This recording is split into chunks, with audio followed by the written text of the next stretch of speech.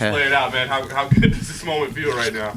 Man, the moment feels really good. I feel honestly really humbled. Honestly, I mean, it was a tough 2019 year for sure. It was really hard. I said a lot of things that a lot of crazy things. You know, my family heard me out. I was venting a lot, but I have to give it up to the coaches at JacksonWink. Honestly, they brought me in and man, they put a lot of damn time in with me and were there for me every single day of the week to really help me. So, man, the coaches I have nothing but great things to say. Greg, Six Gun, Coach Winklejohn, Roberto, Tusa, man, and all my training partners. There's a lot of good guys over there at JacksonWink that helped me out. So my family, but I just feel very humbled. Honestly, I'm very happy. I don't know. I'm happy. Yeah. That's all I can say. Can you talk? I mean, like at the media day, for instance, man. I know you had to answer a lot of questions. You probably didn't want to, man. I mean, Can you give me a feeling just kind of what like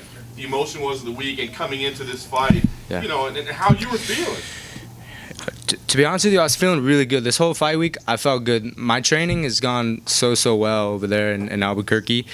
I just felt relaxed. I really did. I was like, I've done everything I possibly can to prepare myself, and this is the first fight that I've really like taken time to really study MMA with the coaches. Like, I really got to just 7 months of just working every single day on becoming a better martial artist, and when you do everything right, and fight week is good. So in the back, I mean, of course, I'm always a little nervous, but I wasn't like scared. Like, man, what if he does this? I did every position possible with all the coaches, so I knew that. If the worst thing was to happen, I know how to get out of it. But it was a great team effort tonight. Honestly, it was really good for us and good for me and my family. And fuck, I have nothing but good things to say. I'm happy right now. The knockout came really early in the second round. I wonder, I mean, was this anything that you guys talked about on the stool, or any adjustments that you made that led to that, or anything you saw in the first round? Coach Greg just said when I get the takedown, just stay in his guard rather than pass, because there's a certain protocol that we have to strike.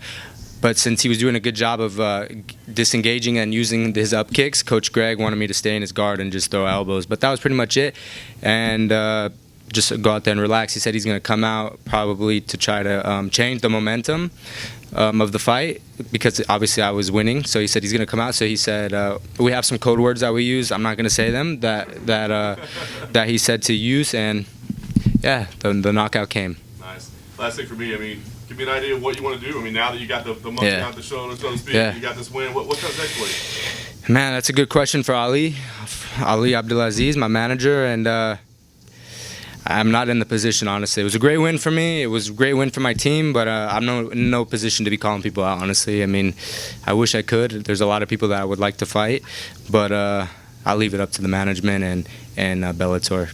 Like I said, when I start getting my wins back, I'll make it known who I want to fight and stuff. But right now, I'm just going to keep chipping away every single day. You know, I was telling the coaches in the back that there's not a day that goes by where there's not something done to become a better martial artist that day. Like, there's every single day, like, I wake up and, like, how do I become better? How do I get better at this? How do I get better at that? And I just want to let my opponents know when they're feeling like, man, I don't want to train, or I don't want to do this, or I get lazy, just fucking know that I'm in Albuquerque training my ass off every day, and good luck with that. Aaron, before you made the move to JacksonWink, there was a lot made about, jumping ship from California. But I noticed you shared a few words with Antonio McKee, who was right there kingside. Can you talk to us that exchange? Yeah, the thing is, Antonio and I are very close. We talk a lot on the phone. I just talked to him like 3 days ago for like almost 2 hours on the phone. Me moving to JacksonWink, honestly, I had nothing to do. Everything was good here, but it was just hard for me to go all over the place and train, and I just needed a change for me, for not just obviously training, but my personal life too. And Albuquerque's been good. And when I went to JacksonWink and I met Greg and I met all the coaches there, I really felt at home. And I said in the media that being in Albuquerque just goes beyond just training. The people there have really embraced me and made it very nice for me to be there. It was a big change for me to move with my girlfriend Kylie to Albuquerque, but the people there, my neighbors, the people like that I met. I've met a lot of really good people in Albuquerque, and Whittier will always be my home, but Albuquerque is my home too, and I love it there, man. They made it really nice for me because I had to do a lot of healing and recovery mentally, just doubting myself and stuff. But JacksonWink, the people of Albuquerque, they made it really nice for me. So nothing but good things to say. I'm curious. The building had a nice big pop when you got that knockout, but you ran straight to the back. Was there a reason for it? I think a lot of people thought, hey, he might want to really enjoy this moment a little more out here. No, honestly, I just went to the back and just kind of like did like a silent scream because I had so much emotions running through my body. I just wanted to get to the back and just let it all out. So that's what I did, and yeah, I enjoyed the moment, but I wanted to get to the back and I just kind of did like a little silent scream because I was really happy. So when I spoke with AJ McKee last year, he said, you know what, me and Pico are still really cool, and he still wants to work with you. The featherweight Grand Prix is still going on. Is he the guy that, he's your horse in the race, so to speak, to win this whole thing? Yeah, when the tournament was announced, I knew AJ. I believe AJ will win the tournament. AJ's a very good fighter. That's what a lot of people don't realize, And his father's a great coach, and they work really well together. And like I said, and one, he has a great coach, and number two, he's a great fighter. He's brought up the right way, and he has a really good fight IQ. So it's no secret that your entire career has been a lot of pressure, a lot of media attention behind it. Did it feel good this time, especially after the 2019 you had to be on the prelims of a big card instead of kind of being the showcase?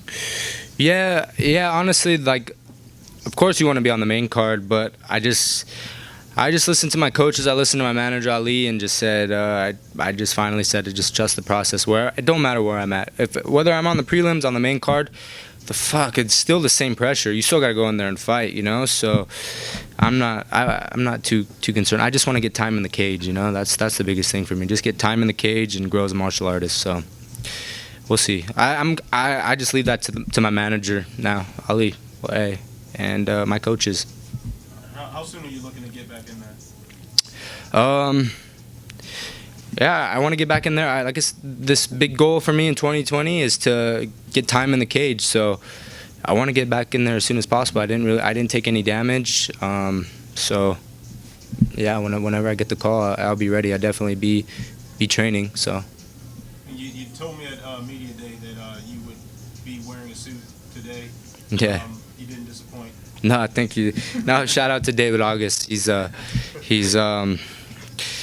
He's loyal to me. He's made, even after I lost to Henry Corrales, and he said, hey, man, I'm going to stick by your side. And I just want to, the sponsors that I have, David August, Ruka, Monster, I mean, they're loyal to me, and I'm going to be loyal to them, Pat Tenoria, Ruka, really, he was actually one of the first guys to call me or text me after I lost my first Madison Square Garden fight and said, hey, I still believe in you, and no matter what. And through the losses, Ruka's still stuck by me. David is by me, and Monster, and I got a huge support team, and I'm thankful for it because they see the work that we put in. And so the sponsors that I'm wearing, I feel very loyal to them because they've been loyal to me. And like MMA is kind of different. Sometimes sponsors turn their backs on you and stuff like that, but the sponsors that I wear, I fucking love to wear them. Yeah, because they're loyal, man.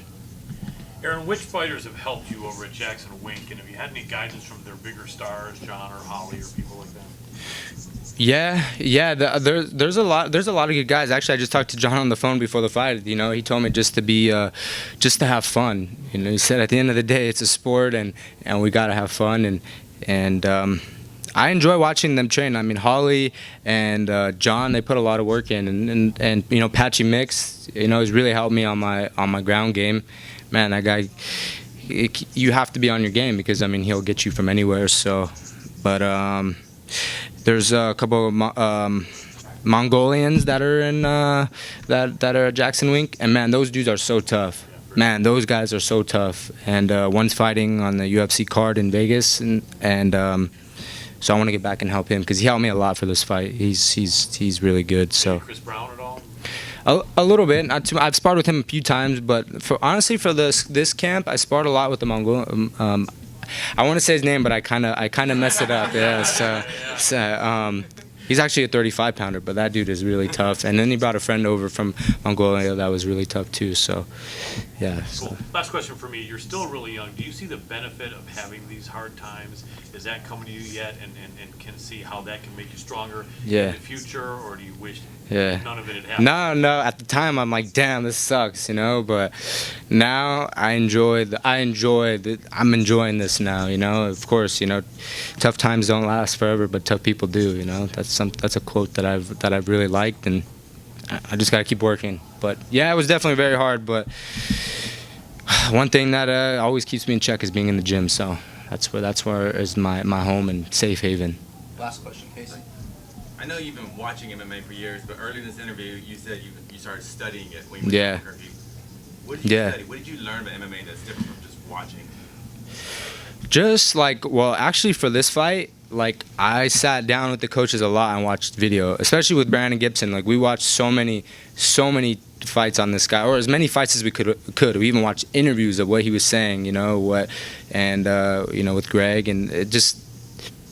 And I started to really enjoy like just watching like every single fight that I could possibly, you know, like the Kamaru Usmans, like GSP, like everybody just seeing their little tendencies or what they like to do, what they don't like when something's happening, and I'm still studying it. So, but I watched a lot of film. I watched a lot of film on this guy. I knew he was gonna throw that leg inside kick. You see me throw a couple of teep kicks, but that's something that we were working on with Coach Greg. But yeah, I knew he was going to throw that left kick. That's why I was prepared for it. So yeah, I've watched so much on that guy. Probably with Greg or with Coach Gibson.